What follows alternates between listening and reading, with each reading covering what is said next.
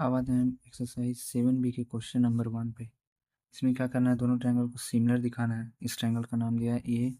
तो पहला क्वेश्चन है 7A का 1 और उसका भी पहला पार्ट ABC एंड PQR।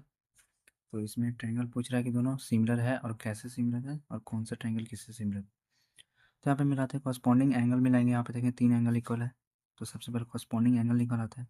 तो इसमें एंगल ए अगर ले रहा है, इसमें एंगल ए ले रहा है तो 50 डिग्री वाला एंगल इसमें क्या आएगा, क्यू में। ठीक है, तो ट्रायंगल ए, उसके बाद 60 डिग्री ले रहा है तो यहाँ भी 60 डिग्री में कौन सा एंगल आ रहा है, बी, तो यहाँ पे आएगा पी। और यहाँ पे 70 डिग्री में बाकी बचा हुआ जो भी है, 70 डिग्री में सी एंगल आ रहा है तो यहाँ 70 डिग्री में आ रहा है। ठीक है, तो ट्रायंगल ये तीनों देखिएगा, 3 कोरस्पॉन्डिंग एंगल इक्वल है तो ट्रायंगल ये सिमिलर होगा। और बाई कैसे, by triple A similarity, angle angle angle similarity, क्योंकि इसमें 3 एंगल इक्वल है इसलिए। तो इसमें तीनों कोरस्पॉन्डिंग एंगल इक्वल है इसलिए ट्रिपल एस सिमिलैरिटी के कारण ये सिमिलर हो गया ये दोनों triangle. Now come back to the question number 2। Question number 1 के पार्ट 2 में आते हैं। अब इसमें ट्रायंगल में चल रहे हैं, हम ट्रायंगल ए बी सी लेते हैं। ट्रायंगल ए बी सी, तो इसमें एंगल ए लिए तो 70 डिग्री आया, तो इसमें क्या लेंगे, ट्रायंगल डी। ठीक है, अब पहले कौन सा साइड हम लिए, ए बी। इसमें 3 सेंटीमीटर आ रहा है, 3 सेंटीमीटर आ रहा है, तो इसमें 6 सेंटीमीटर वाला है 1/2 रेशियो बनाना है हमको। यहाँ पे दिख रहा है सिंपल सा, 1/2 रेशियो बनाना है। तो ए बी लेंगे पहले, तो ए बी लिए तो यहाँ क्या आना चाहिए, यहाँ क्या आना चाहिए, डी एफ, तो डी एफ होना चाहिए। उसके बाद यहाँ पे बी सी आया जो कि बड़ा वाला साइड है 4.5 है, तो यहाँ पे क्या आना चाहिए, बी सी, तो यहाँ पे आना चाहिए डी एफ और ई, तो डी एफ ई आना चाहिए। अब यहाँ पे देखेंगे तो कॉरस्पॉन्डिंग एंगल तो इक्वल है, angle A is equal to angle D, but corresponding side का रेशियो इक्वल नहीं है, क्योंकि यहाँ पे देखें ए बी, यहाँ पे ए बी का रेशियो क्या है, ए बी अपॉन क्या होना चाहिए, D F. A B upon D F कितना हो रहा है, तो A B upon D F तो 1/2 है, but A B upon D F तो क्या है, 1/2 है, बट ये दोनों साइड का रेशियो अब क्या बच गया, इसमें लेते हैं बी सी, इसमें बी सी लेते हैं तो इसमें एफ ई, इसमें एफ ई दिया हुआ ही नहीं है, तो ट्रायंगल सिमिलर हो ही नहीं सकता है, इसलिए नॉट सिमिलर। तो ये ट्रायंगल आपस में सिमिलर नहीं होंगे। 7B का क्वेश्चन नंबर 1 का 4th पार्ट है। यहाँ पे देख सकते हैं हम सिंपली कि डी एफ जो है वो प्रोपोर्शनल है पी आर के, तो डी एफ और पी आर को अगर रेशियो बनाएंगे तो कितना आएगा, 1:2 आएगा। और यहाँ पे टू के 1:2 किससे आएगा, पी क्यू से, और डी ई किससे आएगा, इससे। ठीक है, तो ट्रायंगल हम चलते हैं किसमें, डी ई एफ में, डी ई एफ में, और ट्रायंगल डी ई एफ में चल रहे हैं, और यहाँ पे चलेंगे पहले तो डी ई मतलब 2.5, तो 5 वाला लेना पड़ेगा, तो Q R D E F, और 4 वाला तो आर क्यू पी, तो ट्रायंगल हो जाएगा आर क्यू पी। ऐसा क्यों किया, क्योंकि पहले हमको 5 वाला चाहिए, तो डी ई, तो डी ई क्या हो जाएगा, आर क्यू, और उसके बाद 2 सेंटीमीटर का 4 वाला, तो क्यू पी। ठीक है, अब यहाँ से चलते हैं तो डी, तो ट्रायंगल क्या आएगा, डी ई अपॉन क्या आना चाहिए, आर क्यू सेम आना चाहिए, तो कितना आना चाहिए, डी क्यू 2.5/5, ये आ जाएगा 1/2, और ई एफ अपॉन क्या आना चाहिए, Q P, E F upon Q P क्या आएगा, 2/4, ये भी आ गया 1/2। And the next one is D F upon D F, यहाँ से लेंगे डी और यहाँ से एफ, यहाँ लेंगे आर और पी, तो आर पी, तो डी एफ कितना दिया हुआ यहाँ पे, डी एफ 3 सेंटीमीटर, और आर पी कितना है 6 सेंटीमीटर, इसका भी रेशियो 1/2 है। तो तीनों कोरस्पॉन्डिंग साइड का रेशियो प्रोपोर्शनल है और सेम है, इसीलिए क्या होगा, ट्रायंगल जो है डी ई एफ क्या होगा, सिमिलर होगा ट्रायंगल आर क्यू पी के by side triple S similarity. ठीक है, ये हो गया 4th पार्ट। अब आते हैं 5th पार्ट क्वेश्चन नंबर 1 के 7B की। ठीक है, तो इसमें एंगल 80 दिया हुआ है, 70, टोटल कितना होगा, 110, 110 डिग्री हुआ, और तो फिर ये कितना हो जाएगा 30 डिग्री, सॉरी 150 हुआ तो ये 30 डिग्री हो जाएगा, क्योंकि एंगल सम प्रॉपर्टी कितना होता है 180, तो ये दोनों जोड़ के आ रहा है कितना 150, तो 30 हो जाएगा। सिमिलरली इसमें 80 और 30 जोड़ने पे 110 आएगा, तो यहाँ पे आ जाएगा 70। अब सिमिलर देख रहा है यहाँ पे, तो यहाँ पे अगर एंगल ए ले रहे हैं, यहाँ पे एंगल बी ले रहे हैं, एंगल सी ले रहे हैं, तो ट्रायंगल ए बी सी ले रहे हैं, तो यहाँ पे क्या होगा, यहाँ पे देखिए angle A is equal to angle M है, और angle B is equal to angle B is equal to angle N है, और angle C is equal to angle R है।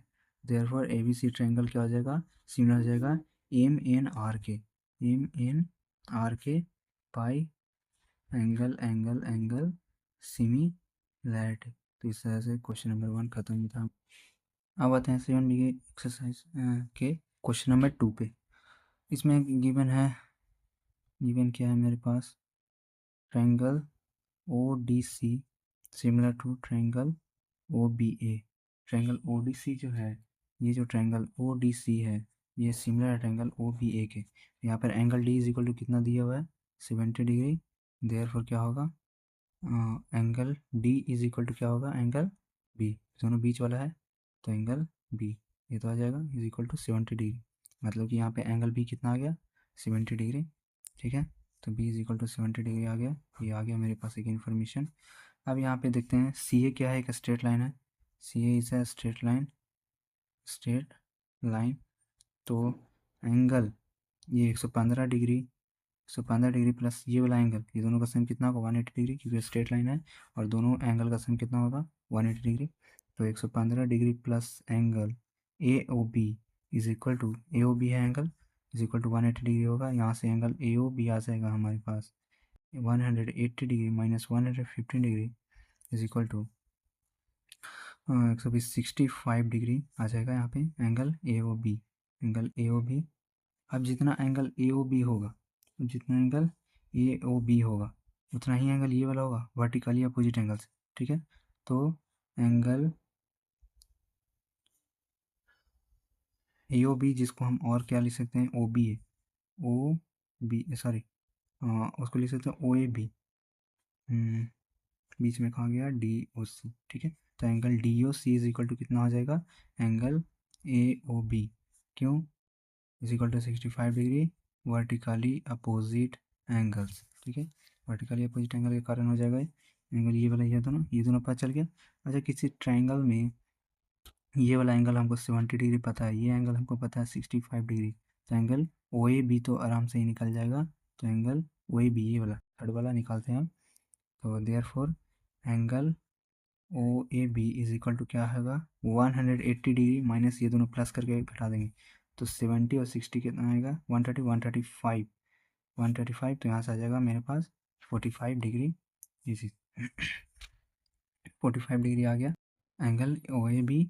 यहाँ पे ओ ए बी निकल गया, ये निकल गया, और angle D O C, D O सी भी निकल गया, एंगल डी ओ सी निकल गया, डी सी ओ, एंगल डी सी ओ देखते हैं क्या है, डी सी ओ।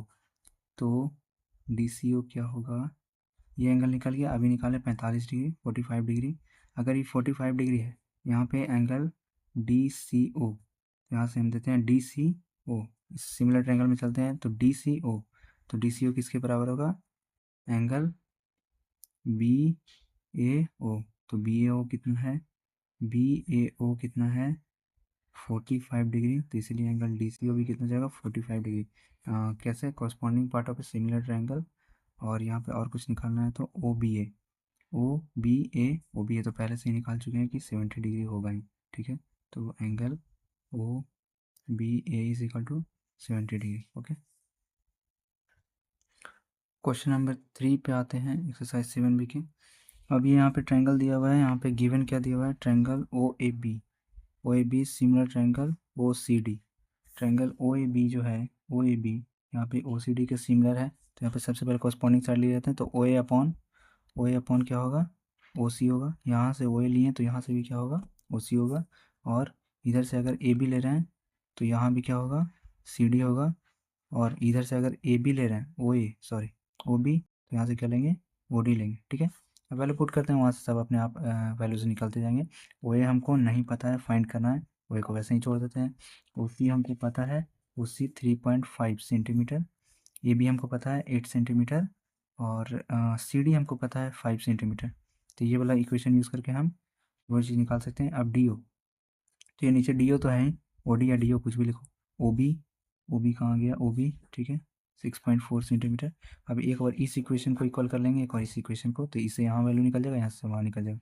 तो यहाँ से ये दोनों को इक्वल करते हैं पहले। ये दोनों को इक्वल करने पर क्या आएगा, ओ ए इज इक्वल टू 8/5, तो पहले से था, ये 3.5 ऊपर जाएगा, और 10, 7 और 7/35 और 8 से 56, तो ओ इज इक्वल टू आएगा 56/10 इज इक्वल टू 5.6। अब एक बार ये दोनों को हम इक्वल करेंगे, तो आएगा यहाँ से 8/5 is equal to 6.4 D O, तो ये इधर जाएगा, तो D O is equal to 6/4 into 5 और 5/8, 8×8 = 8/40, तो 40/10, ये दो 0 से 0 कट गया, तो 4, तो डी ओ, तो यहाँ पे मेरे पास आ गया, सॉरी, यहाँ पे आ गया मेरे पास D O is equal to 4 centimetre, जो रिक्वायर्ड था मेरे पास, दोनों निकल गया।